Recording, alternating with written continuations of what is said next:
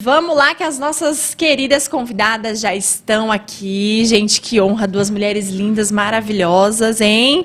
A gente fica aqui, ó, até nervoso. Vamos lá. A nossa primeira convidada, Renata Vargas. Renata é médica ginecologista, especialista em reprodução humana. É apaixonada por transformar vidas e cuidar da saúde de tantas mulheres. Foi professora universitária por 20 anos e adora transmitir informações ali na sua rede social sobre a infertilidade, né, doutora? E na sua trajetória de vida e saúde. Doutora Renata, seja muito bem-vinda ao Podcast Giroto. Muito obrigada, Karine. É um grande prazer estar aqui. Agradeço muito a oportunidade da gente poder falar desse assunto que atende a tantas mulheres, a tantos homens, tantos casais. Obrigada pela oportunidade. Imagina, nós que agradecemos vocês estarem aqui conosco. E a nossa segunda convidada, Bruna Gazeto. Bruna é biomédica formada pela Universidade Barão de Mauá, em Ribeirão Preto. Tem mestrado em reprodução humana pela USP e tem especialização em reprodução humana. Bom, e também atuou em uma clínica de reprodução humana por 3 anos em São Paulo. E desde 2020 está na FIV, aqui em Marília. Bruna, seja muito bem-vinda ao Podcast Giroto. Obrigada, muito obrigada pelo convite. É um prazer estar aqui no seu canal. Gente, que delícia, um assunto muito legal. É um assunto, assim, que traz a esperança, né, meninas? A gente pode dizer assim, para muitos casais, para muitas pessoas, né, que desejam ser mães, ser pais. Então, ó, gente, fica aí ligadinho porque tá incrível. Doutora Renata, peço licença, né, para chamá-la de Renata. Isso, por favor, fique à vontade, eu prefiro assim. Então tá bom. Conta um pouquinho como surgiu essa paixão pela medicina, pela ginecologia, pela reprodução humana. Já tinha isso desde pequenininho ou começou depois? Karine, meu primeiro vestibular foi para engenharia. Completamente diferente. Né? Eu não sabia disso, então eu queria ser engenheira. Mas com a maturidade, eu falei, não é isso que eu quero medicina, e mudei completamente, fui fazer medicina. No 5º ano, quando eu vi meu primeiro parto, eu me apaixonei pela ginecologia. Eu disse, é exatamente isso que eu quero. E um parto tocou meu coração e eu disse, é isso aqui que eu vou fazer. Aí eu fiz ginecologia, fiz obstetrícia, mas na época que eu me formei, em 99, já tem bastante tempo, né? Esse ano eu faço 25 anos de formada, a gente via muito pouco sobre reprodução. Eu não vi quase nada na faculdade, acho que praticamente nada. E com a demanda das pacientes, as dificuldades das pacientes em engravidar, eu sentia que eu precisava de algo mais. Eu sentia que eu precisava ajudar essas mulheres de alguma forma, de alguma maneira. E aí eu fui fazer a pós-graduação na Santa Casa em 2012 sobre infertilidade, mas para poder ter conhecimento para ajudar essas mulheres. E aí fazendo a pós, eu me apaixonei. Eu falei, não, eu não quero só aprender mais, é isso que eu quero fazer. Eu quero trabalhar com isso. E aí, de lá para cá, eu comecei a trabalhar com reprodução. Ai, que lindo, né? Dá pra ver que tem muito amor, muita paixão envolvida mesmo. Sem dúvida, tem que ter, né? Tem que ter, né? Tem que ter. E hoje em dia você ainda faz partos? Não. Eu acabei, em 2016, eu fiz a opção de trabalhar só com ginecologia e reprodução. Então, eu fiquei na parte de ginecologia. Hoje, em vez de eu tirar um neném, eu coloco um embriãozinho, né? Que lindo! Ai, gente, a gente fica derretida porque é muito bonito, né? É um dom, né? A gente pode falar assim, um dom de Deus com vocês. E, Bruna, agora é a sua vez. Conta pra nós como que surgiu a paixão aí pela biomedicina, né? Pela embriologia. Você sempre teve esse desejo ou foi depois ali que você foi conhecendo um pouco melhor? Então, durante a faculdade, eu não tive nada sobre reprodução humana. Então, Também. Era uma área que eu não conhecia. E eu sempre fiz a faculdade pensando em trabalhar com análises clínicas. Então, eu pensava que eu sairia da faculdade e iria para dentro de um laboratório de análises clínicas. E quando eu me formei, eu fui mesmo, mas eu trabalhei por 6 meses e eu vi que eu não queria continuar ali.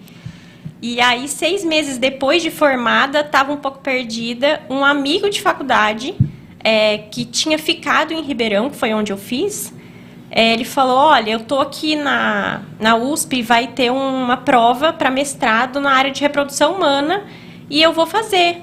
E ele falou, por que você não faz tão bem? Então, assim, na verdade, eu não conhecia muito de como era, mas eu falei, vou fazer. E aí eu passei na prova, iniciei o mestrado, voltei a morar em Ribeirão, fiquei ali mais uns 3 anos por conta do mestrado, e quando eu terminei, eu vi que eu não queria seguir a área acadêmica. Então, eu não quis dar seguimento para um doutorado. E aí, eu senti vontade de entrar de volta no laboratório, só que dessa vez de reprodução humana. Uau. Então, eu terminei, e aí foi quando eu fui para São Paulo fazer uma especialização para aprender mais a prática. E depois eu comecei a trabalhar em São Paulo, que foi onde eu fiquei por 3 anos. Mas foi durante o mestrado que eu me apaixonei, assim. Que legal. E vi que eu queria ficar nessa área. E foi meio que sem querer, né, Foi Bruna? muito sem querer. Os Que anjinhos, legal. né, vão orientando, né? Exatamente, né? E eu falo que, assim, às vezes é um anjinho mesmo. Porque esse meu colega de faculdade, que foi quem me abriu os olhos, assim, e falou, volta pra cá, presta a prova. Eu acabei passando e ele não. Então, assim, era mais uma vontade, talvez, dele na hora do que minha. Mas acabou que eu falo, olha, às vezes era... Que era o seu lugar. Era meu pra lugar. ser, exato. Era o seu lugar. Eu falo, né? Às vezes a gente brinca, foi sem querer, mas tem alguém lá, Sim. né? Deus tá lá mexendo os Sim. pauzinhos para que as coisas aconteçam. É Que lindo, meninas. Então, conhecemos um pouquinho aí da trajetória de vocês, né? Como eu comentei, esse tema aqui, ele foi pedido lá na minha caixinha de perguntas, né? E vamos lá. Renata, vamos continuar aqui. Por que, então, a reprodução humana? Né? O porquê trabalhar nessa área, o porquê focar nessa área? Eu acho que a maternidade, ela é algo tão inerente da maioria das mulheres. É claro que é uma opção, né? E você não desejar ser mãe, tá tudo bem. Eu acho que hoje cada mulher acaba triando um caminho e tá tudo certo. Acho que é importante a gente ser feliz. Mas para aquelas mulheres em que a maternidade, ela toca, se torna algo tão importante para a vida delas, que tem um impacto tão grande, até na vida social, na parte emocional, no seu dia a dia, que eu senti muita necessidade de tentar ajudá-las nesse processo. Então, acho que foi por aí que eu acabei indo para a reprodução, que é uma área extremamente difícil. E eu não sei se você sabe, coincidentemente, o mês de junho é o mês de conscientização sobre a infertilidade. Então, a gente está aqui no mês certo, Que né? Eu não sei se foi legal. proposital isso. Não foi ou se você não proposital. tinha esse Não dado, sabia mas é dessa um mês de informação. conscientização para a Foi infertilidade. muito sem querer também. Que legal. É um mês. Assim, a gente não sabia que junho seria o mês, mas a gente correu muito atrás porque foi muito solicitado pra gente esse tema. Então, assim, ó, mais uma coisa que eu tenho certeza que não é coincidência. Segundo a Organização Mundial de Saúde, 1 a cada 6 pessoas têm dificuldade para engravidar. Então, talvez por isso que esse tema tenha sido tão solicitado. É muita gente, É muita que tem gente. dificuldade, né, para poder engravidar. E aí nós vamos aprofundar até o porquê, se tem alguma causa, raiz, né? Ou, não sei, a gente precisa entender, porque até para mim é algo que é interessante a gente saber. Porque às vezes ali a gente escuta, né, relatos. Nossa, eu conheci uma moça que ela falou que perdeu o bebê faltando, acho que 2 semanas dele nascer. Então, meu Deus, o que aconteceu? Por quê? Né? Será que aconteceu já lá desde o comecinho? Então, aí nós vamos entender um pouquinho melhor também, né, doutoras? Bruna, vamos aproveitar aqui. Qual que é o papel do embriologista nesse processo todo? Conta pra nós. O embriologista fica ali, escondido no laboratório, atrás, né? Mas eu costumo dizer que eu acho que a gente desempenha um papel de 50%, 50% ali junto com o médico. Basicamente, o papel do embriologista é a manipulação dos gametas feminino e masculino dentro do laboratório. E todo o processo que envolve, né? Então, até mesmo a preparação do ambiente para que tudo aconteça. Então, a gente sempre tem que monitorar a temperatura do laboratório checada, a umidade do laboratório é sempre checada, a incubadora, o nível de CO2 que entra na incubadora. Então, tem toda uma preparação para que tudo isso aconteça. Mas, basicamente, é a manipulação mesmo. E vamos pensar num caso de fertilização in vitro. O embriologista, então, no laboratório, ele fica responsável desde a chegada desse material no laboratório, tanto os óvulos da mulher quanto o sêmen, até a fertilização, o desenvolvimento desse material na incubadora e até o momento da transferência dele para o útero ou um congelamento. Perfeito. E aí você faz mesmo a manipulação, pega o óvulo, o espermatozoide, faz essa junção. Isso. Eu costumo falar também que a gente tem um videogame lá dentro. Então eu tenho deve ser muito interessante. Um microscópio só para isso. E aí, de um lado, de cada lado eu tenho uma agulhinha, né? Então, olhando ela a olho nu, você não consegue ver a ponta da agulha, de tão minúscula que ela é. Mas pela objetiva do microscópio, então, uma agulha é a que segura o óvulo e a outra agulha é a que realmente injeta o espermatozoide lá dentro. E para eu mexer nessas agulhas, eu falo que a gente tem um controle de videogame, porque cada comando fica de um lado e a gente fica brincando aqui pelos botões, né? Mas é tudo feito com o microscópio. A olho nu mesmo, a gente não faz nada. E ali naquele momento você já consegue ver se teve alguma junção ou depois vai ver só na mãe, na mulher, né, no caso mesmo? No primeiro dia, quando a gente recebe o óvulo no laboratório e a gente recebe o espermatozoide também, a gente faz essa junção. Só no dia seguinte que eu vou verificar também pelo microscópio se houve ou não essa fecundação. Então, essa fecundação não é 100%. A gente tem uma média, né? E isso é uma média geral de 80%. Então, claro que tem aqueles casos que 100% fecunda e 70% em outro. Mas uma média de 80% a 85%. Mas só no outro dia. E aí a gente continua acompanhando esse embriãozinho, e aí a gente passa a chamar de embrião. Sim. E aí a gente acompanha esse embrião do terceiro até o terceiro, sexto dia, e ele vai se desenvolvendo dentro da incubadora. E aí, mais ou menos no quinto, sexto dia, a gente precisa definir se vai transferir para o útero ou se a gente vai congelar. Nossa, uau, tô assim, chocada. Porque, onde a mágica acontece. E o sentimento, né, de ver acontecendo, Sim. Deve ser algo inexplicável, né? Sim. Nossa, é emocionante mesmo, assim. Para mim, eu acho que a parte mais emocionante é o da transferência para o útero mesmo. Então, tá todo mundo ali sincronizado, a doutora Renata já tá na posição, eu espero o ok dela, eu pego o embrião da incubadora, passo para ela através de um catéter. Então, assim, todo mundo participa desse momento. Porque o pai, né, o futuro pai e a futura mãe, né, ou, enfim, quando é um casal homoafetivo, né, os dois companheiros, as duas mulheres ou os dois homens, eles acompanham o processo. Então, eles estão ali juntos. No caso de dois homens, seria um útero de substituição. Mas ele pode acompanhar aquele processo sendo realizado. Então, eles olham no microscópio, ela mostra para eles numa tela. A gente tem uma câmerazinha e aí aparece lá numa TV. Para eles verem antes da gente fazer a transferência. Sim. Gente, que lindo! E, doutora Renata, quando que eu posso procurar ajuda para engravidar? E a partir de quantos anos tem que fazer um processo de acompanhamento, exames? Sim. Então, vamos lá. Na verdade, qualquer pessoa com mais de 18 anos pode fazer uma técnica de reprodução assistida. O que a gente orienta? Que um casal, quando a mulher tem menos do que 35 anos, sabiamente não tem nenhum problema de saúde, ela tente engravidar por um período de 1 ano.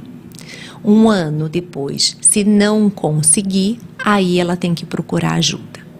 Por que a gente fala sobre isso. A taxa de concepção por mês é em torno de mais ou menos 20% de uma mulher de 30 anos. Então, a taxa acumulativa ao longo de 12 meses gera em torno de 85%. Eu tinha um pouco de dificuldade de entender essa questão de taxa acumulativa, né? E aí alguém me explicou assim, eu nunca mais esqueci e falo sempre isso para paciente. Se eu te der uma chance de jogar um dado e tirar o 6, vai ser difícil. Mas se eu der para você 12 chances, não significa que você vai tirar, mas vai ficando cada vez mais fácil. Então, ao longo de um ano, vai ficando mais fácil que ela consiga a gravidez. Se um ano depois ela não conseguir, está na hora dela procurar ajuda. Por que seria 35 anos? Porque com mais de 35 anos eu começo a ter uma diminuição da qualidade dos óvulos. Então aí a gente coloca a conta de 6 meses. 6 meses não conseguiu, está na hora de procurar ajuda. Nossa, que interessante, porque falam, né, que a nossa idade ela vai comprometendo. Sim, sim. A gente vai tendo uma diminuição tanto de quantidade folicular quanto de qualidade também dos óvulos. Então vai diminuindo a quantidade e a qualidade. Nossa, olha lá, a gente já vai ficando meio desesperada, né? Que a gente vai chegando na casa dos 30. Mas não tem problema, né? Tem outras alternativas aí a serem procuradas. E, Bruna, quais são as principais responsabilidades que vocês têm ali no dia a dia no laboratório, manipulação? Como é que funciona? Nossa, as principais eu diria que são todas. São muitas. São muitas. Como eu falei, a gente tem todo um preparo antes para criar um ambiente mesmo para que esse embrião consiga se desenvolver. Então, como eu falei, é tudo controlado dentro do laboratório. A gente tem um botijão com nitrogênio líquido, que é onde fica armazenado o nosso material. Então, ele sempre é checado para ver se esse botijão precisa ser abastecido. Como eu falei também, a temperatura, a umidade, tudo tem que ser muito controlado. O meio de cultivo onde esse embrião se desenvolve, quando ele chega para a gente, ele tem que ser testado primeiro para saber se ele está num pH ideal para esse embrião poder se desenvolver. Então, acho que começa... Eu brinco assim, que se a gente tem procedimento amanhã, um dia antes o laboratório tem que ir, porque a gente precisa preparar tudo isso para acontecer no dia do procedimento. Perfeito. Mas eu acho que tudo é muita responsabilidade, né? A manipulação, e como tudo é tudo microscópico, tudo muito pequenininho, então a gente tem que tomar muito cuidado mesmo com tudo que a gente está manipulando. Muitos detalhes, né, Bruna? Muitos detalhes. A gente imagina, assim, é legal que a gente fica se imaginando no lugar, né, tentando entender, tentando visualizar aquilo para a gente poder chegar o mais próximo do real, mas deve ser muito interessante. Até o ambiente que a gente trabalha ali, ele tem que ter pouca luz, então até a luz é controlado, olha a gente fica meio no escurinho ali. Não pode entrar com perfume, não pode entrar com maquiagem. Para entrar, você precisa de uma higienização específica. Então, assim, é bastante rigoroso. Bastante rigoroso, perfeito. E Renata, fala para nós, quais são os mitos dos bebês nascidos de reprodução assistida? O pessoal deve pensar, né? A criança vai nascer assim, a criança vai ter problemas. Eu acho que tem duas coisas, Karine, que é importante a gente falar, né? Que eu acho que são conceitos que vêm errado e que a paciente acaba acreditando naquilo como uma verdade. A primeira é que o tratamento de reprodução ou indução de ovulação, isso não diminui a reserva ovariana da mulher. Muitas mulheres acreditam que não deve realizar o tratamento porque senão elas vão perder aqueles óvulos e vão acabar entrando na menopausa mais cedo. Não. A gente nasce com uma quantidade, na verdade, só por nascer eu já perco 5 milhões de óvulos, só por nascer. Dentro da barriga da mãe eu tenho uma quantidade, nasci, vou perdendo, até que tem uma hora que acaba. Todo mês existe um recrutamento folicular. Um deles vai se tornar dominante e os outros vão ser excluídos, independente do que eu faça. Eles vão ser descartados. Quando a gente faz o tratamento de indução da ovulação, eu aproveito todos aqueles para que eles possam crescer, eles tenham a chance de crescer. Eu só não quero que eles sejam descartados. Eu não estou gastando a mais. Eles seriam gastos de qualquer forma. Então, essa é a primeira coisa que eu vejo que é muito comum as mulheres terem medo. E a outra, o mito de que na fertilização elas podem escolher o cabelo, a cor do olho. Não, a gente está muito longe disso, né? E acho até que por uma questão ética, isso também não faz o menor sentido. A gente quer um bebê saudável. É isso que a gente quer. Muito interessante, doutora. Eu queria aproveitar também, a Andressa Angioletti, ela perguntou assim, se a gestação ela é igual para o FIV e para o modo natural, se são iguais. Sim, exatamente igual. Exatamente a mesma coisa. Exatamente a mesma coisa. A partir do momento que a gente dá alta para essa paciente, que é quando escuta o coraçãozinho bater, é uma gestação como qualquer outra, né? O que acontece? Normalmente foi uma gestação mais difícil, foi uma gestação muito planejada, muito desejada. Então, essas pacientes acabam ficando muito mais cautelosas do que a paciente que engravida normalmente, porque ela sabe de toda a dificuldade que ela teve. Vou aproveitar para mandar um beijo para Andresa. Tá para nascer! Já, tá para nascer. Tá para nascer. Beijo, Andressa. Que legal. E aí, se eu quiser engravidar, por onde que eu começo? Se você tiver parceiro, você e seu parceiro vão até a clínica, né? Se você estiver tendo uma dificuldade para engravidar. Então, vamos pensar no cenário, Karine, que você passou um ano, porque você disse para mim que tem menos de 30 anos, né? Que você falou assim, tem 30. Cravado. Então, passou um ano, vocês não conseguiram engravidar e vocês foram até a clínica. Primeira coisa, eu vou pedir alguns exames para vocês, para poder entender o que está acontecendo. Se nesses exames a gente identificar que vocês precisam de um tratamento de fertilização in vitro, aí vocês são encaminhados para esse tratamento depois das orientações, né? O tratamento dura em torno até a punção, que foi quando a Bruna falou, né? Que a gente vai ter acesso a esses gametas femininos. Leva em torno aí de 10 a 14 dias. Nesse período, você vai fazer de 3 a 5 ultrassons, vai tomar um medicamento para o crescimento dos folículos e depois mais 5 dias até a transferência. Então, do início até o final, vai dar aí uma média de 19 dias, 17 dias.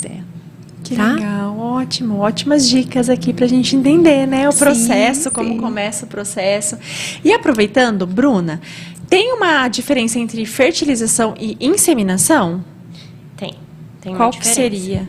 Quando a gente fala inseminação, a gente pensa que esse encontro do óvulo com o espermatozoide vai acontecer de uma forma mais natural, porque ela vai acontecer dentro do útero, na trompa, né? Certo.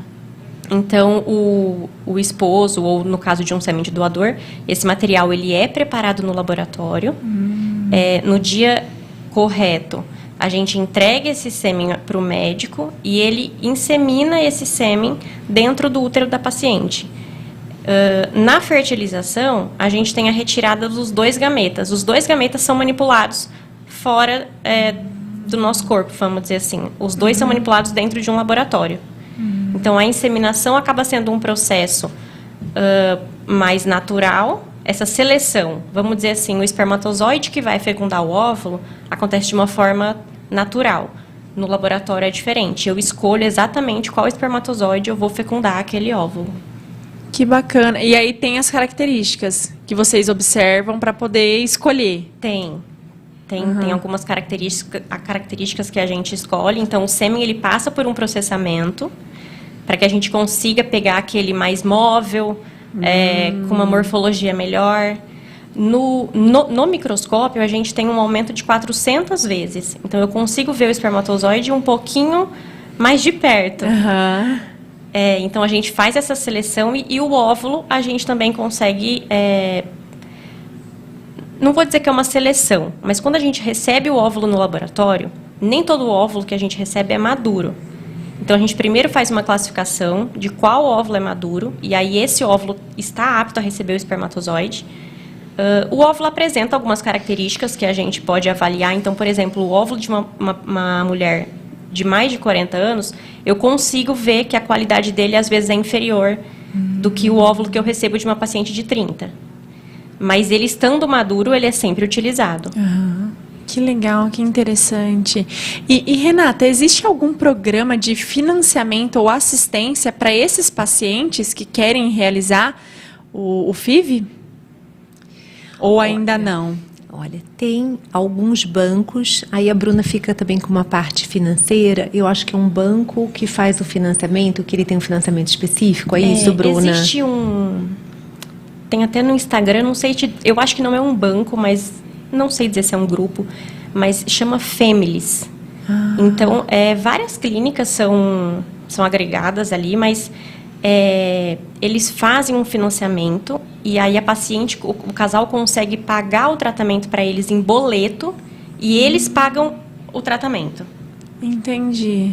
Então, eu acho que o casal não precisa ir até o banco fazer um financiamento, porque às vezes não consegue. Eu sei que eles fazem essa opção de boleto, mas é assim, algo do paciente com eles. A clínica não tem nenhuma parceria, assim.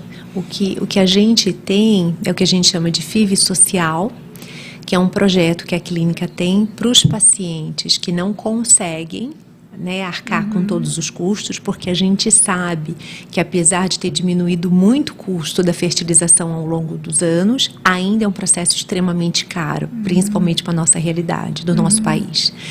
Então, a gente tem um projeto em que a gente avalia imposto de renda, olerite, então tem uma parte administrativa e financeira da clínica que faz essa avaliação e a partir do momento que essa paciente está apta, ela acaba tendo um custo menor do tratamento. Que bacana. Né? Então, é o que a gente tem. É que todo o tratamento, né, toda a capacitação de vocês acaba deixando o procedimento um pouco mais elevado. Assim. Na verdade, o custo de tudo isso, infelizmente, é muito alto. O custo do laboratório dela é um absurdo. É um absurdo. Praticamente todo o material que a gente usa, o meio de cultivo que a gente usa, é tudo comprado fora do Brasil. Então, tem toda uma taxa, né? Toda uma... para você ter ideia, a gente faz as compras do laboratório um mês antes. Para dar tempo de chegar todo o nosso material para ser utilizado. Legal. Então, isso encarece muito. Ótimo. O custo é muito alto. É bom a gente deixar isso bem claro, né? As pessoas cientes. E nós temos também YouTube. Vamos ver as mensagens, os comentários. Vamos lá. Os boa noite, perguntas. Eu adoro essa parte, hein, gente? Olha lá, Marília Oliveira. Boa noite. Finalmente esse assunto. Estou amando. Ai, que tudo. A gente tá amando também, viu, Maria? Um beijo.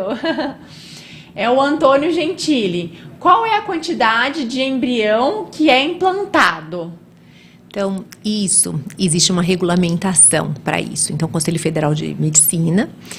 em setembro até foi a última regulamentação de 2023, acho que foi isso, né? 2023, em setembro de 2023, em que a paciente até 37 anos pode transferir 2 embriões. Com mais de 37 anos, ela pode transferir 3 embriões.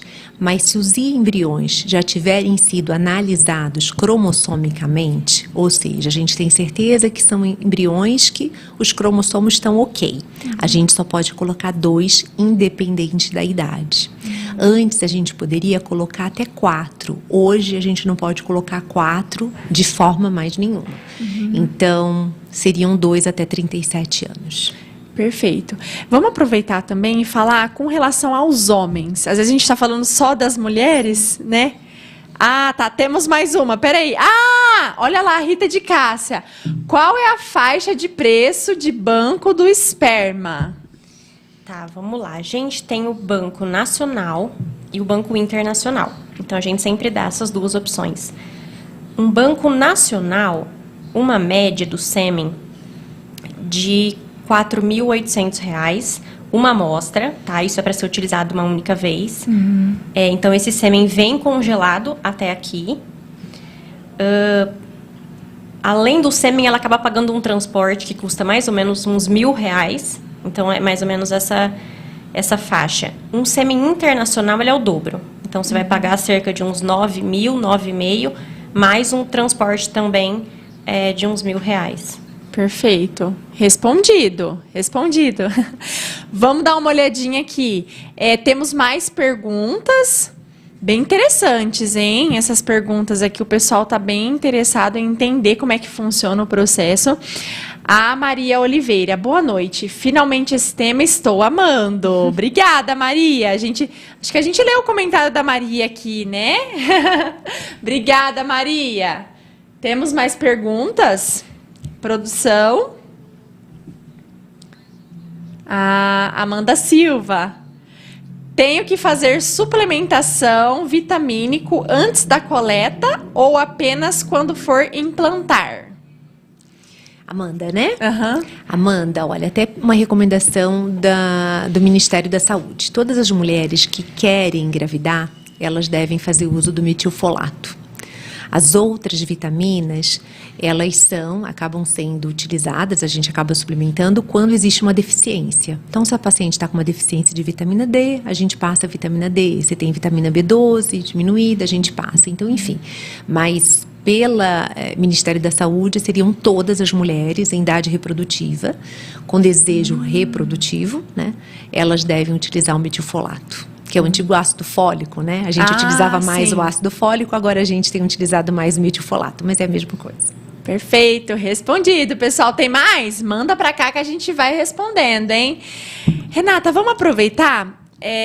A idade do homem pode interferir também na gravidez e tudo mais?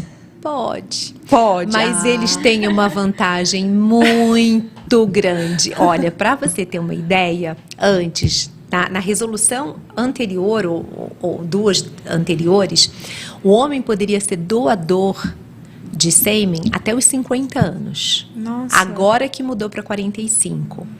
E a mulher era até os 35 anos e agora mudou para 37. Então você vê que eles têm uma vantagem muito grande. Até 45 anos eles podem doar e até na última resolução era 50. Nossa. Então, para que realmente tenha um impacto, né, eles têm uma vida reprodutiva muito mais longa do que a nossa, sem dúvida. Sem dúvida, né, doutora? E bom, é isso, né, meninas? Por isso que a gente tem que se preparar, né? Ir fazendo os exames, entendendo se você realmente quer ou não quer, porque o homem tá ali tranquilo, né? Sim. Se ele quiser ser pai com 50, 60 anos. Com 70 anos. Com 70 anos, tá vendo? Eles podem. A gente não, a gente tem que tomar cuidado. Bom, Bruna, o embriologista acompanha de perto também, né, ali os pacientes durante o atendimento. E quais são as maiores dúvidas que eles trazem para vocês? Nessa primeira etapa do tratamento, que como a doutora Renata falou, esses primeiros 12 dias em que a paciente basicamente toma a medicação, a paciente acaba tendo mais contato com o médico, mas claro que em eventual dúvida, eu sempre entro para esclarecer alguma coisa, mas as dúvidas com o laboratório acabam surgindo quando começa a parte laboratorial mesmo. Que legal. Mas eu acho que as dúvidas são sobre transferência. Então, a gente pode transferir o embrião no 3º dia depois da punção, ou às vezes no 5º dia depois da punção. Então, eu acho que a principal dúvida da paciente, às vezes, é essa, de quando fazer essa transferência, o que eu acho que seria mais o ideal. E aí eu acabo indo lá, a gente conversa, mas, na verdade, a decisão de transferência é sempre da paciente, junto com o médico. Mas não estamos lembrando de nenhuma dúvida agora, assim, na questão de Eu acho que são em laboratório. casos pontuais, né, Bruna? Quando você tem um embrião que os desenvolvimentos não foram adequados, e aí você pode pensar na qualidade seminal, e aí você entra para poder conversar sobre isso, né? Então, acho que é mais isso. É quando você tem um desenvolvimento dos embriões de uma forma que não é o ideal. E aí a Bruna vai tentar explicar o porquê que isso aconteceu, né?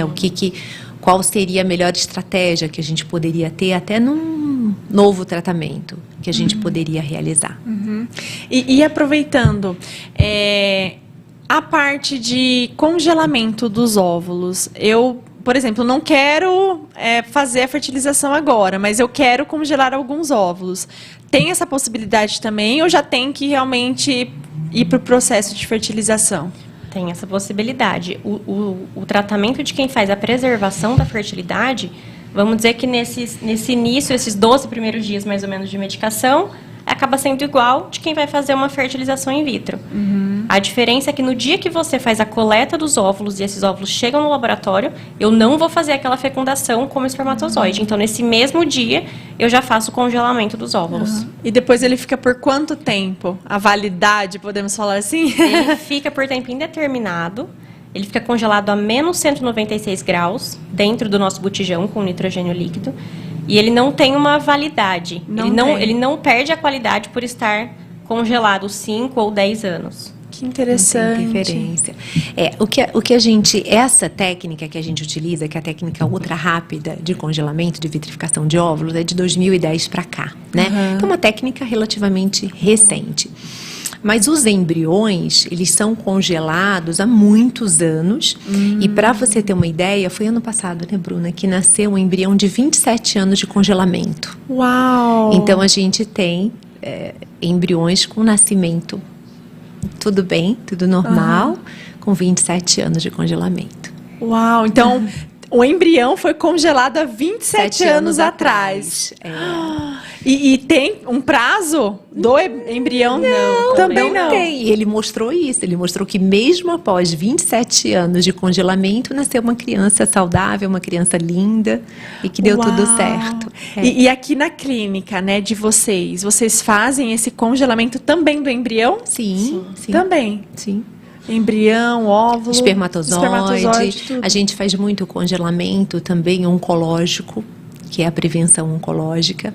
Hoje, graças aos avanços da medicina, e ainda bem, a gente tem uma sobrevida muito grande nos casos de câncer. Então, essas mulheres, depois do tratamento, elas querem seguir a vida, elas querem continuar a vida delas, ou a mulher ou o homem.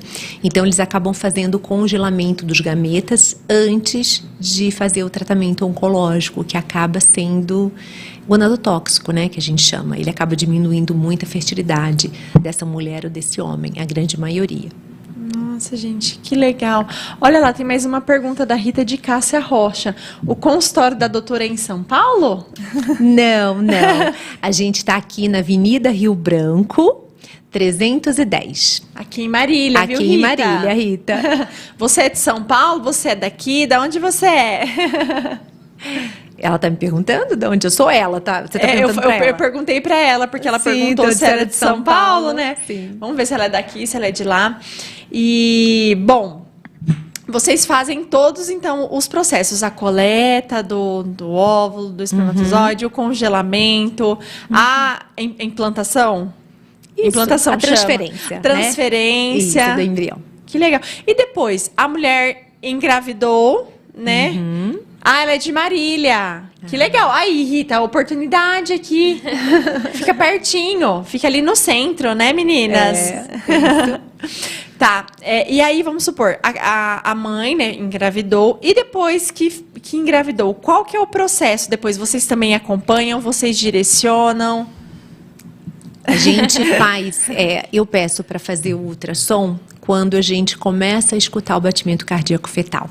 Porque aí eu entendo que tá lá o embrião, o coraçãozinho batendo, e aí eu encaminho essa paciente para poder fazer o pré-natal com o médico da confiança dela, com o médico dela. A gente recebe encaminhamentos de outros colegas, então elas vêm e fazem um tratamento e elas retornam para o médico que já acompanha. Que legal. Que é um outro momento que eu acho muito emocionante, porque na maioria das vezes é o primeiro ultrassom que a paciente está fazendo depois do teste positivo, né? A Bruna invade a sala e vai lá. Eu bato na porta. Falo, posso ver meus filhos aqui? Ela é apegada, ela não quer largar os embriões, ela quer ir junto. Eu quero ver meus filhos. Mas a gente imagina, né? Porque você fez parte, né? Você que fez ali o processo, então... Mas é muito gratificante esse momento, assim, do ultrassom. Que legal, eu imagino. Eu acho que tem uma coisa bacana que a gente estava falando e eu pensei em dizer e acabei falando outra coisa. Mas Existem também outras formas de maternidade para as mulheres, por exemplo, que não têm mais ovário ou que não têm mais óvulo. Então, se uma mulher está nos escutando e ela já está na menopausa, né? Eu tenho pacientes que entraram na menopausa com 20 e poucos anos de idade, muito jovens. jovem. Você tem a chance da maternidade com a recepção de um gameta doado. Então, algumas mulheres muito jovens fazem o tratamento, elas acabam tendo muitos óvulos e elas doam para as pacientes que não têm mais óvulo. Então, a gente usa o espermatozoide do parceiro dessa paciente que não tem óvulo e transfere para o útero dessa mulher. Gente. Então, ela consegue exercer a maternidade, não com gameta próprio, mas com gameta doado. Que lindo, Então, existe é essa uma realização, possibilidade, né? sim. E vocês atendem esses tipos de casos também? Sim. Que bacana. E Bruna, como que você vê o futuro da reprodução humana? Você que é embriologista, trabalha ali no laboratório, tem inovações chegando, estudos, pesquisas? Eu acho que é uma área que ainda vai crescer muito, por conta das mulheres hoje postergar um pouco a maternidade. Então, cada vez mais, eu vejo que as mulheres deixam um pouquinho para depois e procuram a clínica já com 38, enfim. Então, eu acho que é uma área que ainda vai ajudar muito o casal. Sobre inovações, como eu falei, tudo é muito caro dentro de um laboratório. Mas hoje a gente já tem uma incubadora, que é onde a gente deixa esses embriões em cultivo, né? Uhum. E a gente fala que a incubadora, ela tenta imitar o máximo possível de um útero, né? Então, a gente faz todo um controle para tentar imitar o útero da mulher. E hoje a gente tem uma incubadora que ela é time-lapse. Então, sabe quando você, com o seu celular mesmo, faz várias fotinhas e depois ela vira um videozinho, né? Que a gente consegue fazer com o celular. Então, essa incubadora, ela tem dentro dela uma câmerazinha mesmo, e a cada 10 minutos ela bate uma foto. Então, no final do dia, você consegue ver o desenvolvimento do embrião em forma de vídeo. Então, assim, ele vai evoluindo, né? Então, por exemplo, de 4 células, quando eu olho no outro dia, ele está com 8. Mas eu não consigo ver, com uma incubadora normal, como ele foi de 4 para 8. E essa incubadora que já existe, ela, através dessa câmerazinha, ela faz o videozinho. Então, você consegue ver exatamente o momento de onde saiu a 5ª célula, a 6ª célula. Nossa, e assim, que incrível. você acompanha até o final do desenvolvimento. É muito legal. Incrível.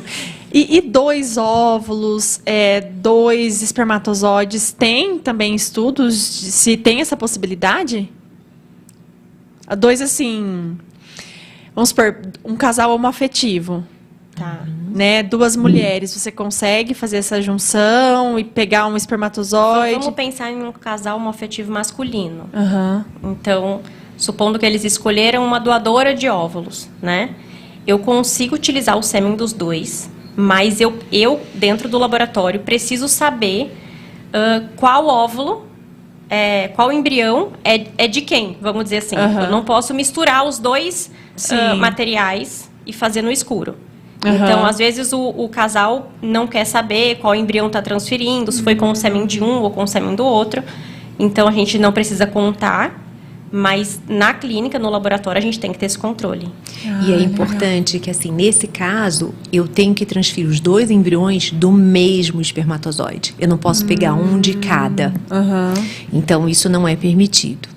Em relação à questão do casal homoafetivo, a gente pode ter hoje o que a gente chama de gestação compartilhada do casal homoafetivo, que seria o óvulo de uma fertilizado, embrião, transfiro para o útero da outra. Então, as 2 participam do processo, uma com o útero e a outra como dona do óvulo.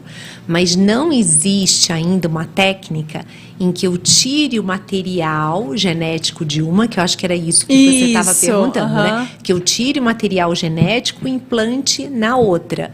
Isso ainda é experimental, tá? Isso eu não sei nem a questão ética, se isso vai ser aprovado em algum momento. Mas isso também é uma das coisas que as pessoas acreditam que possa acontecer, mas ainda não acontece. Perfeito. E com relação à barriga de aluguel, aqui no Brasil é permitido, não é? Qual é a informação que vocês podem trazer para nós? Porque a gente ouve falar, né? O termo está correto também ou não? Não está correto, porque quando você fala em aluguel, você pensa em vinculação financeira. E no Brasil não pode ter relação financeira no que a gente chama de barriga solidária. Então, esse seria um nome. Legal, barriga solidária. Ou útero de substituição, que seria um nome mais médico para isso. O que pode acontecer? Se eu tiver um parente até 4º grau, ele pode ser meu útero de substituição. Então, ele pode ser essa minha barriga solidária. O que entende-se por parente até 4º grau? Você vai me ajudando, Bruna. Parente de 1º grau seria mãe e filho. Parente de 2º grau seria irmão. Eu acho que é isso, né? Pela lei. Eu sei que o 4º grau é primo. Seria tio, sobrinho, irmão, mãe e filho. Certo. Então, esses poderiam ser o útero de substituição. Agora, qual é o primeiro, qual é o segundo, qual é o terceiro? Eu me confundo, Karine. Eu não sei. Mas seriam esses, né, Bruna? Acho que é isso. Seriam esses. Então, esses está tudo bem. Eu não preciso de permissão do Conselho Federal de Medicina. E obrigatoriamente, se eu não me engano, precisa ter um filho. Isso. Vivo. Tem que ter um filho. Então, se a mulher não tiver um filho, muito bem lembrado, ela não pode ser. Não pode. Agora, se for uma amiga de infância, por exemplo, eu preciso de uma autorização do Conselho Federal de Medicina. Então, eu faço uma carta para o Conselho Federal de Medicina, a paciente passa por psicólogo também, faz uma avaliação, a pessoa que vai ser útero de substituição, a mesma coisa. Então, seria assim. E aí, o Conselho Federal de Medicina aprova ou não. Ou não. E o pessoal que utiliza de fora do país, como é que é esse processo? Nossa, é complicado, porque cada lugar tem uma legislação. E a maioria acaba indo para os Estados Unidos. Só que nos Estados Unidos também é complicado, porque cada estado tem uma lei, diferente do nosso país, né? Que a lei é nacional. Então, se a pessoa está num estado em que a lei permite a barriga de aluguel e essa mulher, ela se arrepende e vai para o outro estado porque ela não quer dar aquela criança... Perdeu, assim. Então assim, também é bastante difícil. Então tem que tomar muito cuidado. Tem que tomar cuidado. Tem clínicas que fazem isso. Você tem que procurar uma clínica séria, um lugar onde você possa fazer esse tipo de tratamento. Excelente. Teve uma pessoa que perguntou sobre o banco de sêmen, né? E quando a gente faz a compra no banco de sêmen, a gente fala que é uma doação anônima. Mas também é permitido hoje a doação de sêmen de um parente até 4º grau também. Então, pensando um casal homoafetivo feminino, desde que não ocorra consanguinidade, um parente, então, até 4º grau também, que acho que até primo mesmo, pode ser o doador. Então, eu tenho por exemplo, uma irmã que vai doar e eu vou utilizar o sêmen do meu parceiro. Porque eu e ela teríamos a consanguinidade, não pode, então eu teria que usar o sêmen com o óvulo da minha esposa. Entendi. Mas aí o útero tem que ir para uma outra pessoa. Ela não pode gerar essa criança. Ou seja, a doadora do óvulo não pode ser o útero de substituição. Nossa. E aí não pode por conta mesmo da questão do vínculo. Por isso porque eu aí acho ela é do óvulo e do útero. Eu acho que o processo para o homoafetivo masculino é um pouquinho mais difícil, porque ele precisa arrumar duas pessoas, né? A que vai doar o óvulo e a que vai gestar. Entendi. Gente, que assunto maravilhoso! Aqui dá uns 2, 3 podcasts e por aí vai, né, meninas? Que delícia! Temos mensagens aqui no YouTube, eu quero ver, eu quero conferir. Olha lá, doutora Renata, salve, maravilhosa. Olha lá, Cleide da Central Marília, da Tapoer. Linda, Cleide, um beijo, viu? Olha lá, que legal. Querida. Estou na estrada, retornando para Marília, passando para prestigiá-las. Olha, que chique, hein? Que Muito honra, obrigada Cleide. pelo carinho, Cleide. Um beijo, ó. Cuidado aí, vem com Deus, hein? Que Deus acompanhe. Meninas, temos agora o nosso quadro Fofoca com os nossos convidados, vocês, tá? Vamos lá. Doutora Renata, a reprodução que mais te marcou? Teve uma? A Bruna lembra de alguma? Não, eu tô pensando que eu sou tão ruim de memória. Eu acho que todas. Eu acho que todas. Eu acho que cada paciente que passa traz uma história própria. Enfim, eu acho que todas. Assim, não tem uma que tenha sido. Teve alguma que retornou, foi lá e mostrou pra você? Ai, São várias uma lindas, delícia. queridas, maravilhosas. E assim, é encantador esse momento. É encantador, encantador. ai. E Bruna, uma história ali inspiradora de algum caso que você acompanhou? Caramba. Você falou, nossa, esse aqui... Não, claro, eu acho que tem um caso, Bruna, se me permite, Claro. que eu acho que você vai concordar comigo. Foi uma paciente que me chamou muito a atenção porque ela tinha sido dispensada do emprego e o marido estava desempregado. E ela disse assim, mas a minha,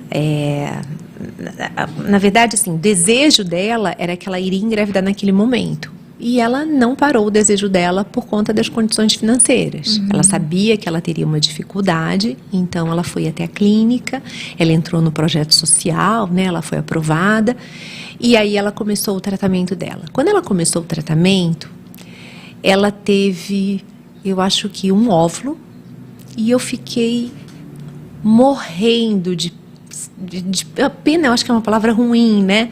Mas eu fiquei muito sentida, porque a gente sabe que nem todo folículo vai ter óvulo, nem todo óvulo consegue receber espermatozoide, enfim. E ela teve um embrião, ele fertilizou, e a gente acabou transferindo em D3. E durante todo o processo, ela dizia assim, ela via que eu estava chateada. Ela dizia assim, fica tranquila, vai dar certo. Nossa. Não, vai dar tudo certo. Era um Doutora, contrário. ela falava pra mim, doutora, vai dar, não, eu preciso de um. É um que eu tenho, tá tudo bem, vai dar tudo certo. Vai dar. Eu dizia assim, meu Deus, eu acho que ela não tá entendendo a realidade, o quanto que é difícil. Ela apostou todas as fichas, ela apostou o dinheiro que ela recebeu do desemprego. O que vai ser dela? Vai ser uma frustração. Ela não tá entendendo o que eu tô falando, né? E ela engravidou. E ela tem um filho lindo. Ai. E assim, Eu me arrepiei dos pés à foi cabeça. um aqui. caso de tanta fé, né? De tanto pensamento positivo, de... Eu lembrei de uma outra agora. A doutora Renata vai lembrar também. Quando o casal precisa utilizar óvulo de alguma doadora, então a gente tem um banco na clínica com algumas opções e o que a gente apresenta para o casal são características físicas da doadora. Então a gente tem uma ficha que essa doadora preencheu com todos os dados e a gente entrega essa ficha. Já sabe o que eu vou falar? Já sei. E aí, uma vez esse casal foi até a clínica e eles precisavam de uma doadora. E quando nós fomos apresentar as opções que a gente tinha, eles falaram que eles não queriam ver nada. Podia ser um filho verde, eles só queriam ser pais. Não importava nenhuma característica. Falou isso, ela disse assim... Me arrepia lembrando. Que ela disse assim, pode ser verde o bebê.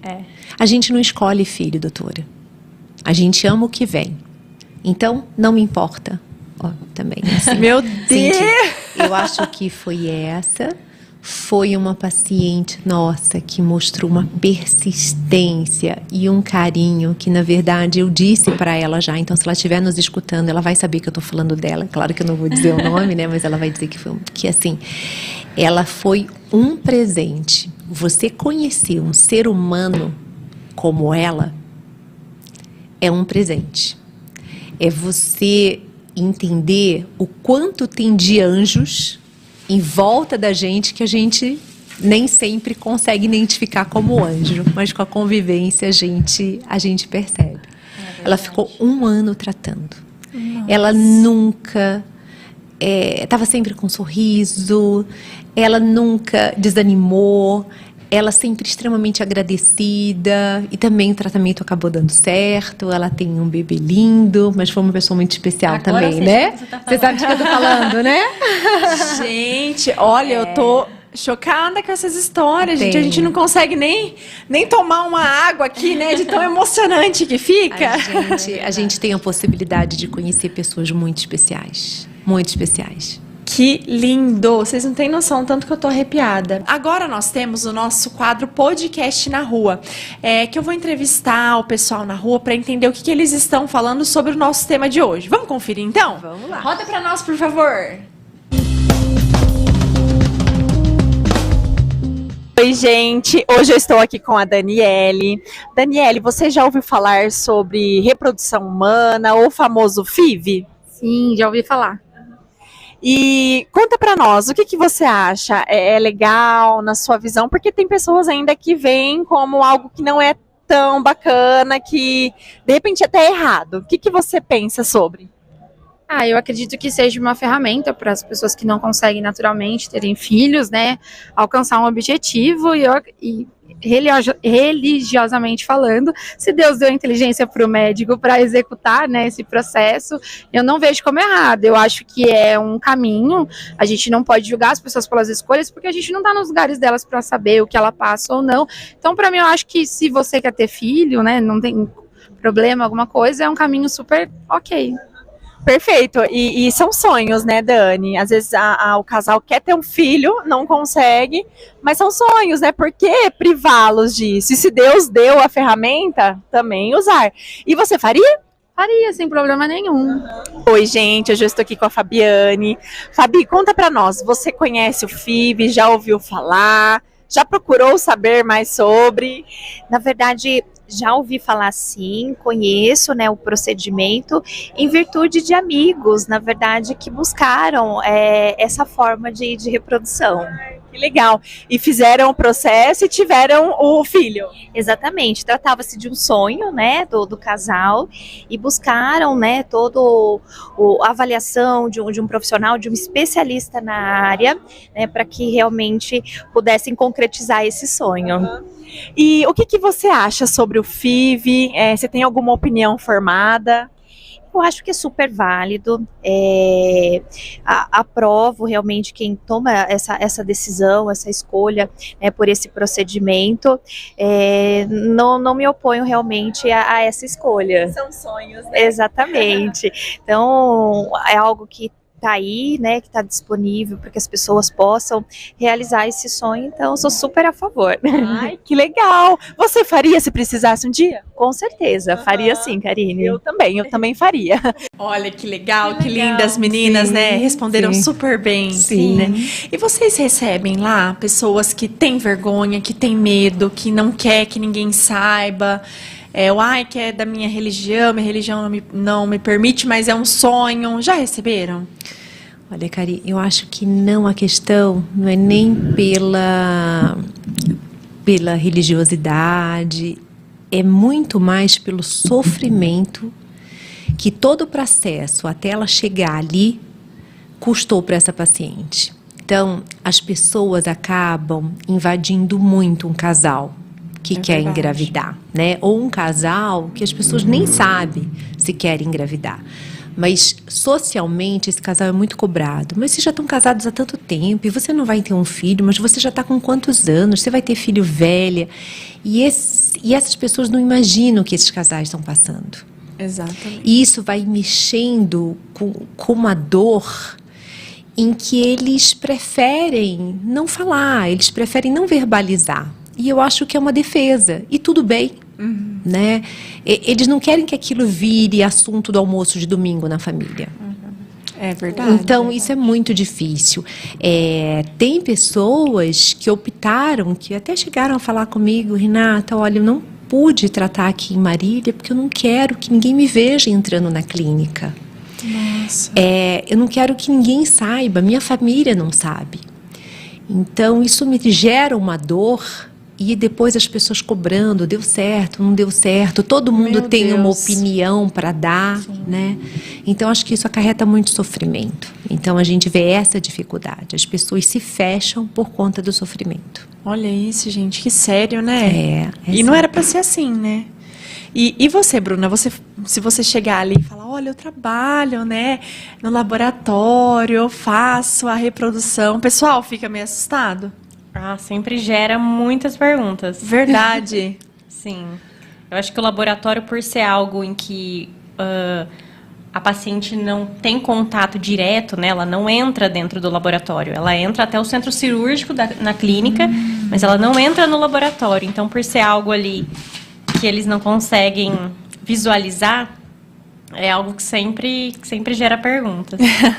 Que bacana. E ó, meninas, agora nós temos mais um quadro que é o famoso. Às vezes a gente acha que o famoso ele é muito diferente de nós, mas pelo contrário, né? Esse quadro vem para mostrar que eles são como a gente. Então, vamos dar uma olhadinha nesses casos aqui.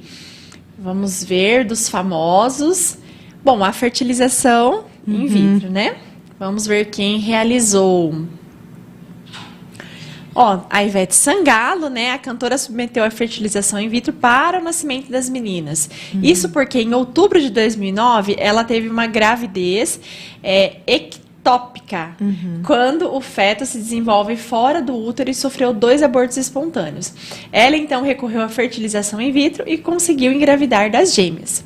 A Karina Bach, segundo Bach, ela queria que seu filho parecesse com ela, e por isso... sabe dizer tudo sobre o doador, como histórico de saúde, hobbies, família, até religião. Optou por um doador internacional. E a Viviane Araújo, a atriz, tinha o sonho de ser mãe e conseguiu realizar aos 46 anos. Ela descobriu que estava grávida no final de 2021. Ela pesquisou durante 2 anos sobre o tratamento até conhecer o médico responsável pela fertilização in vitro.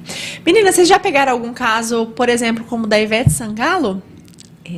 Na verdade, essas 3 famosas, você foi muito feliz de colocar essas 3, porque elas foram pessoas muito reais. Legal. Né? Elas disseram exatamente o que aconteceu, e isso faz com que as pessoas comuns se aproximem do que elas passaram.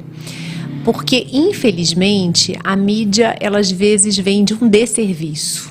Né? Quando de repente alguém diz assim, eu engravidei sem querer e a gente sabe que aquilo biologicamente não é mais possível. Tudo bem, a pessoa não quis se expor, ela está no direito dela, mas outras pessoas acabam se sentindo menores porque com elas não aconteceu. Essas 3 não, essas 3 elas foram muito reais. A Ivete Sangalo, pela história que eu soube, ela fez uma preservação da fertilidade com 37 anos, porque ela não tinha certeza se ela queria ou não uma segunda gestação.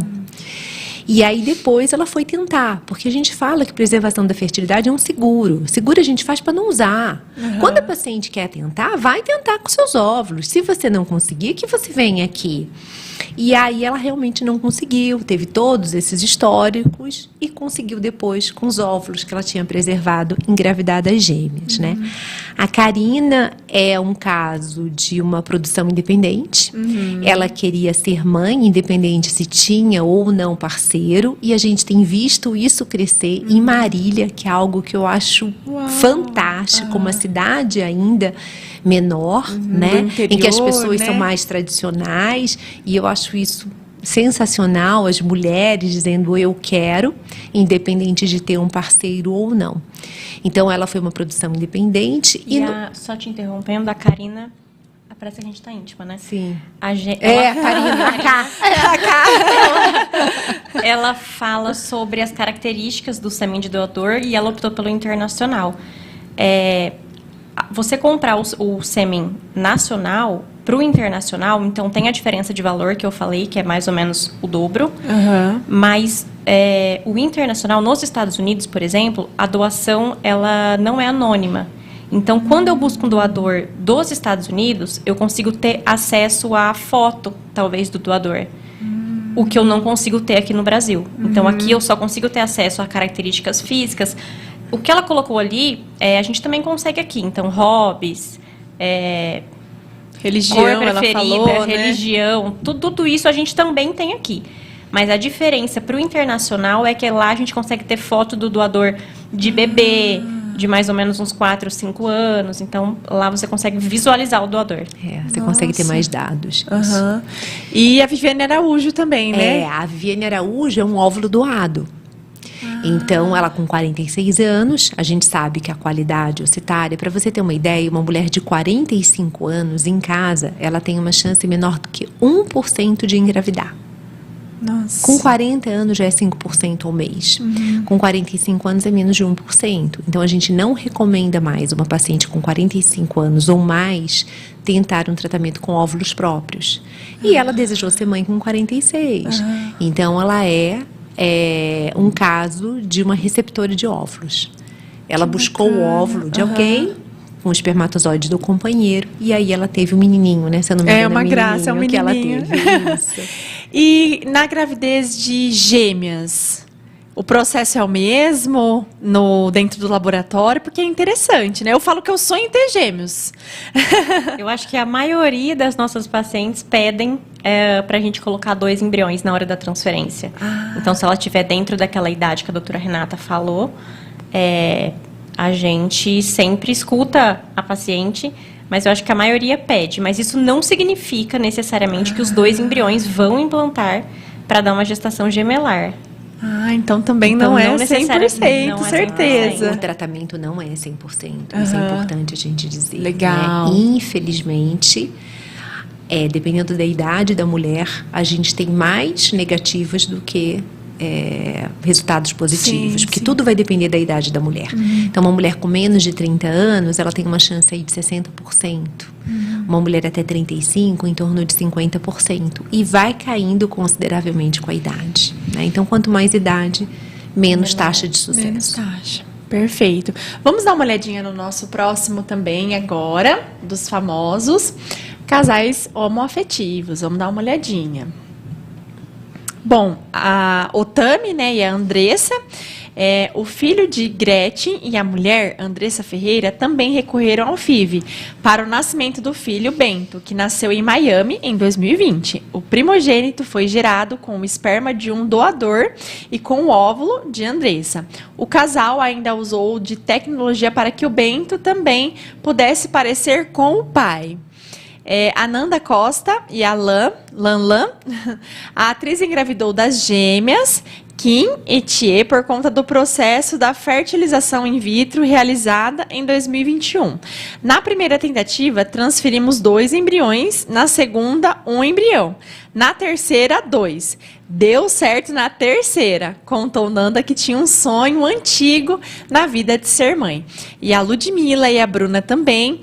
Elas revelaram o início do processo de fertilização in vitro. As duas passaram juntas em um centro de fertilização e genética localizado na Flórida, Estados Unidos, e confirmaram que estão no caminho para realizar o sonho de serem mães. Olha só que interessante esse do Tami e da Andressa. Eles usaram de uma tecnologia para parecer com o pai. Existe aqui? É de fora? Esse banco de sêmen que a gente indica, né, quando o casal prefere o banco de sêmen internacional, o próprio site, você consegue entrar no site, lá vai ter uma lista de doadores, então você mesmo consegue sozinho entrar no site e começar a ver os doadores disponíveis, e você consegue enviar uma foto sua, e eles fazem como se fosse um match, e aí eles sugerem para você alguns doadores que podem parecer com a fotinha que você colocou. Nossa, que interessante. Qual que é o site? O banco internacional que a gente costuma trabalhar chama Fairfax. Fairfax. Tem uma sede em São Paulo, então o sêmen vem dos Estados Unidos, para em São Paulo, e de São Paulo que vem pra gente. Que interessante. Então, assim, quero achar tipo um gêmeo meu, né? Muito parecido. É muito legal. Aí você consegue enviar uma foto e o site dá uma pesquisada para você ali. Uau, que bacana. E aqui em Marília, o pessoal também, os casais homoafetivos têm aderido também à fertilização para realizar o sonho? Sim. Eu acho que as famílias mudaram muito, né? A forma dessas famílias. Então, a gente tem tido bastante casal homoafetivo, o que é muito bom, porque eles conseguem hoje realizar o sonho, Como a Bruna falou, a questão do casal homoafetivo masculino é muito mais difícil, então eles encontram muito mais dificuldades do que um casal homoafetivo feminino. Então, na grande maioria dos casais, são casais femininos que estão com a gente. O que a gente tem também, alguns transgêneros, masculinos e femininos. E alguns que congelaram o gameta antes da resignação sexual, né? Então, no caso da Tami, o Tami poderia ter congelado os óvulos antes da transição.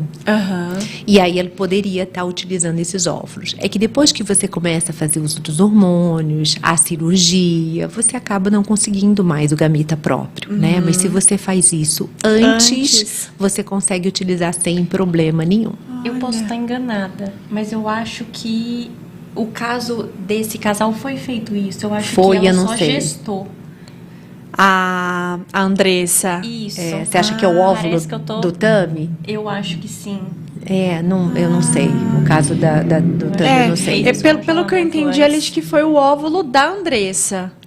Não sei. Que aí eles pegaram a característica do Tami, né, do banco do doador. Pelo que eu entendi, foi isso. Pode ser. Mas que legal, né? Depois a gente confirma isso, então.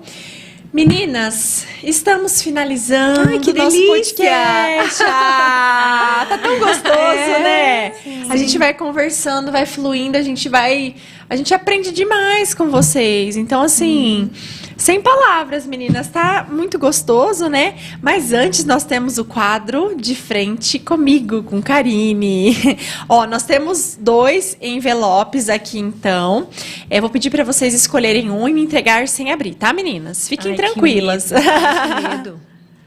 Eu vou escolher o de baixo. O quadro... Esse é escolhido? Então, escolhido. O meu é esse aqui, tá? Bom, então o quadro, ele vem porque nós já conhecemos vocês, mulheres, né, profissionais, já admiramos vocês desse lado e agora é uma oportunidade de conhecermos vocês de uma forma mais profunda, tá? Aqui vocês podem responder apenas com uma palavra ou uma frase, bem tranquilinho, tá bom? Preparadas? Tô com medo. Tô com medo. Podem ficar tranquilas. Vamos lá. Renata, me traz paz. O mar. Ai, que delícia. Bruna, uma vida completa é aquela que... Eu vou responder por você, a Isabela. No meu caso, a minha nenê. Ai, que delícia. Renata, uma qualidade que você admira em você mesma?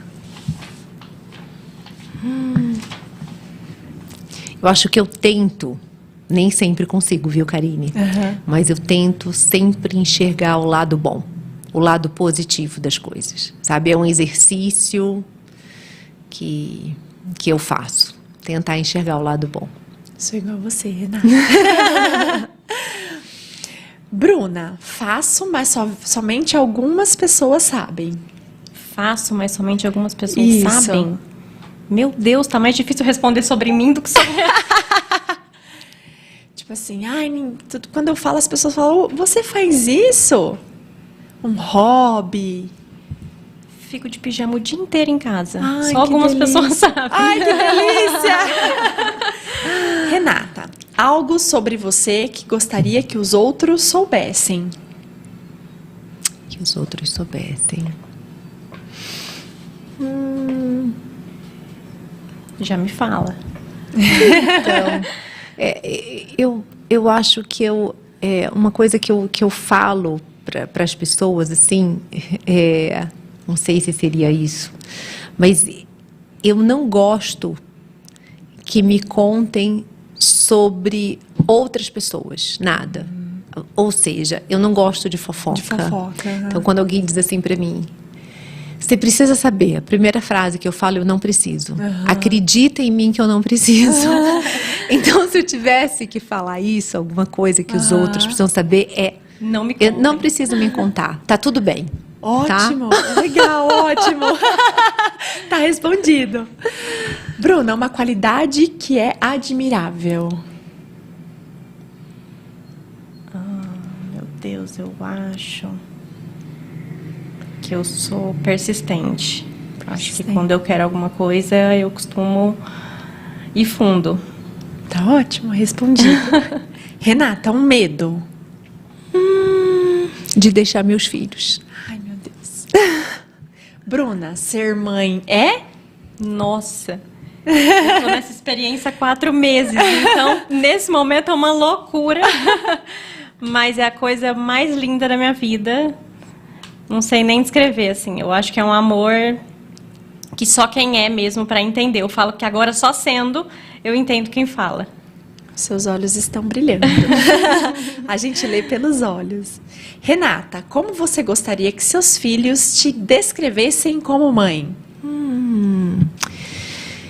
Eu acho que é uma mulher que acredita no ser humano, que tenta sempre melhorar, que busca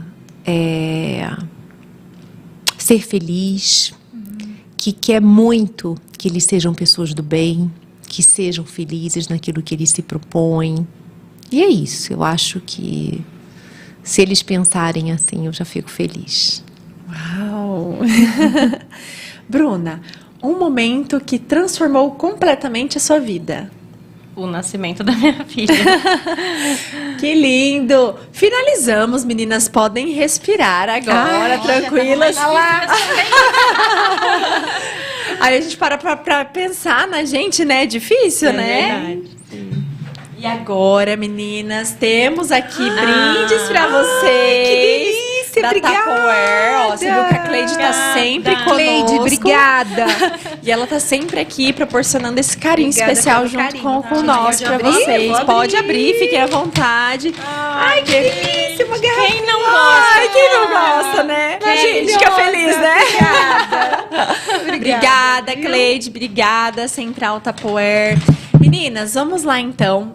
Agradeço demais a presença de vocês aqui. Foi uma noite muito especial, de muito conhecimento, de quebrar também tabus sobre o assunto, que isso é importante a gente falar, as pessoas reconhecerem.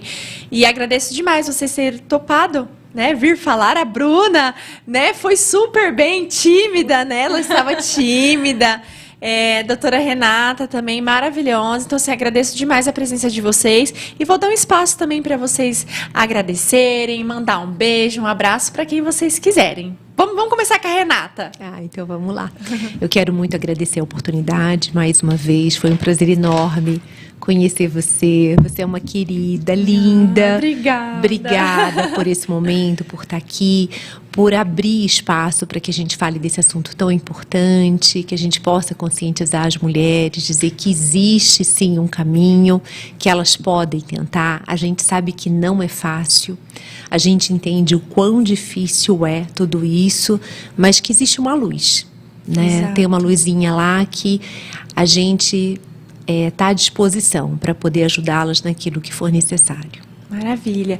Fala o endereço novamente, por favor, doutora. Avenida Rio Branco, 310. E o Instagram? Da FIV, eu não sei. O Instagram da Vive Marília. Perfeito. Quer mandar um beijo, um abraço? Eu acho que para todos que estão nos assistindo, um beijo e obrigada por terem ficado com a gente. É isso. Agora, Bruna, sua vez, né? Quer mandar um beijo, um abraço? Fique à vontade. Eu só quero agradecer pelo convite. Eu falei assim, era meu primeiro podcast, eu estava aqui pela doutora Renata. Mas foi uma delícia, foi um prazer. Fiquei super feliz de participar. bom. Pode convidar que a gente volta, que agora eu Uau! já gostei. Olha só, meu Aê! Deus, ficou poderosa, hein?